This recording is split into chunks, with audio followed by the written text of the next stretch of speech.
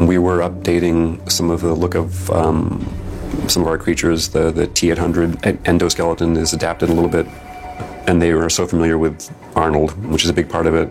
He was the first fully body-scanned actor, I think, way back when they were doing it last time, so they still have that around. And just the use of prosthetics on him was always kind of flawless, and a lot of talk about how much can you damage Guardian, how much can you damage Arnold, so you hang on to the humanity in this creature. They already had a vocabulary for that because they've been through it before. Wanted to introduce you guys to the T-800 endoskeleton.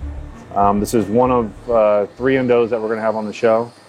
This being the hero. This one will be mostly for lighting for these actual CG walking characters, but every now and then I'm sure we'll get a shot off where we have an insert piece or something of that nature. So that's why we wanted to try to make them as articulated as possible. So if we had to, we could literally have them go in, do an insert shot of an arm coming in or something. We have nice bearings so we can have easy movement in the waist, and the head has a ball and socket joint so we can get all kind of movement out of this. This one's mostly epoxy and some urethane parts. Our stunt one over here, which the guys are hard at work on, has to be a little more pliable. This one's foam. It's a 280 foam.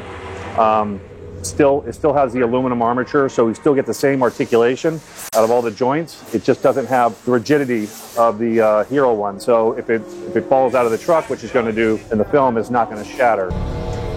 Then we're doing an old 1984 Arnold recreation of him. So this was all sculpted traditionally the same way in clay, the whole body. It took me I think about 4 weeks to do. I got as much reference of Arnold as I could, and I sculpted it over a scan of Arnold from, I think, 2002, 2003. So he was in his 50s, so I took that, which gave me all the proportions of Arnold.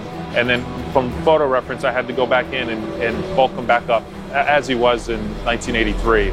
After, I think, he had just finished his last Mr. Olympian, so he was pretty buff at that point. So what's going on right now is we need to make a stunt mask that looks like Arnold. So we scanned Arnold some time ago, we've cleaned up that scan, and now we've prepped the geometry to be 3D printed. So here we have a map to what the makeup is eventually going to be like. There's 5 different stages to the Arnold makeup.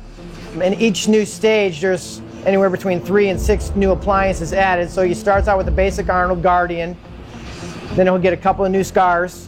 Then we go to phase B, new scars being added. Stage C, looks like there's 9 more scars being added, all the way up to the point where he becomes the really disfigured Terminator. When I look back to what we did back then with a small group of people, it's a classic film. But technically, you keep getting better, and the bar keeps getting raised, and so the standards keep going up. And it's very photoreal now, the way the appliances are being done. And then what's genius about it now, what we couldn't do back then, was the blending of the CG with the prosthetics. With prosthetic appliances, you can only build up onto the skin, you can't take away. So what's fantastic, and we did this actually back on T3 for the first time, was removing from the actor, which you can do, utilizing the combination of CG and the appliances. So it's bringing to bear all the state-of-the-art tricks of the trade to make this movie really special.